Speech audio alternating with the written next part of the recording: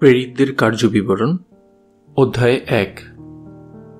হে Theophil, প্রথম বিবরণে আমি সেই সমস্ত বিষয় লিখেছি যেগুলো যিশু সেই দিন পর্যন্ত করেছিলেন এবং শিক্ষা দিয়েছিলেন, যেদিন তিনি পবিত্র শক্তির মাধ্যমে তার মনোনীত প্রেরিতদের নির্দেশনা দেওয়ার পর তাকে স্বর্গে তুলে নেওয়া হয়েছিল।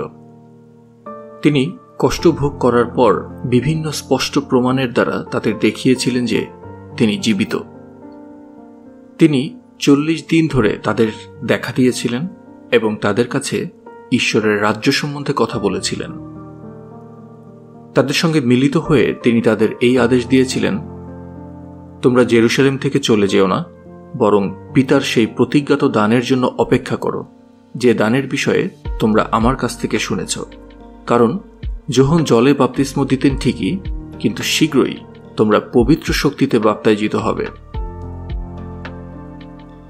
পরে তারা যখন আবার একত্রে মিলিত হলেন, তখন তারা তাকে জিজ্ঞেস করলেন, প্রভু, আপনি কি এই সময়ে ইসরায়েলের হাতে রাজ্য ফিরিয়ে আনবেন?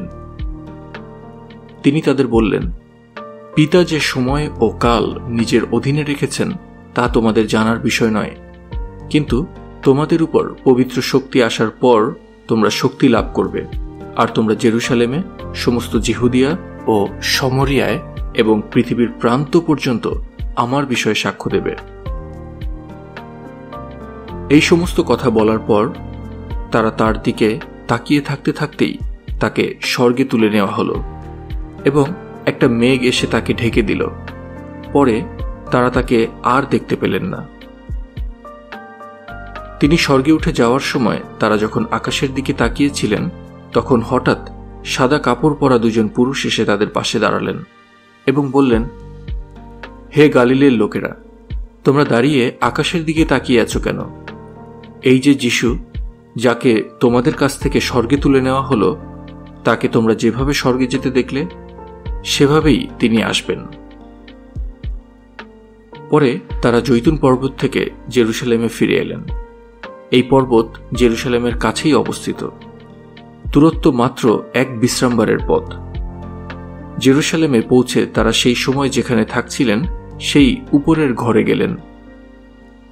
এরা হলেন পিতর, যোহন, জাকব, আন্দ্রিয়, ফিলিপ, থোমা, বর্থলময়, মুথি, আলফের ছেলে জাকব, উদ্যোগী সিমন এবং জাকবের ছেলে জিহুদা।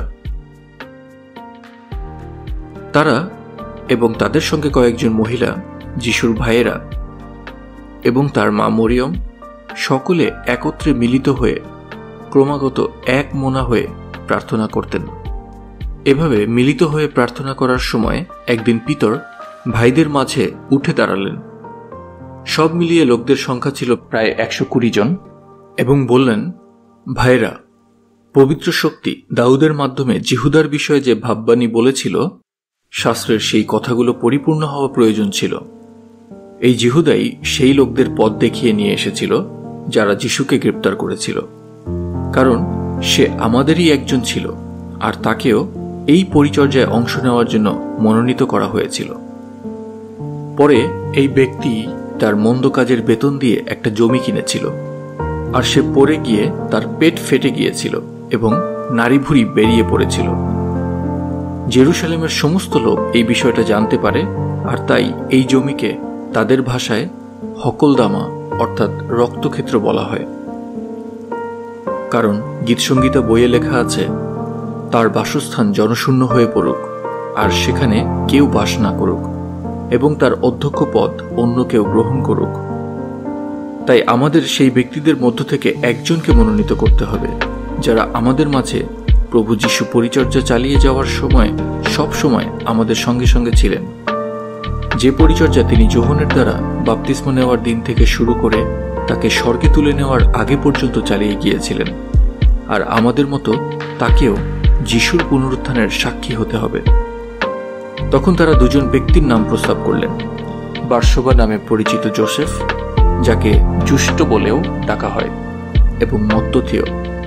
তখন তারা এই বলে প্রার্থনা করলেন, হে জিহোবা, তুমি সকলের হৃদয় জানো, তুমি আমাদের জানো এই দুজন ব্যক্তির মধ্য থেকে তুমি কাকে মনোনীত করেছ, যেন তিনি এই পরিচর্যা করার দায়িত্ব ও প্রেরিত পদ লাভ করেন, যেগুলো প্রত্যাখ্যান করে জিহুদা নিজের পদ বেছে নিয়েছিল।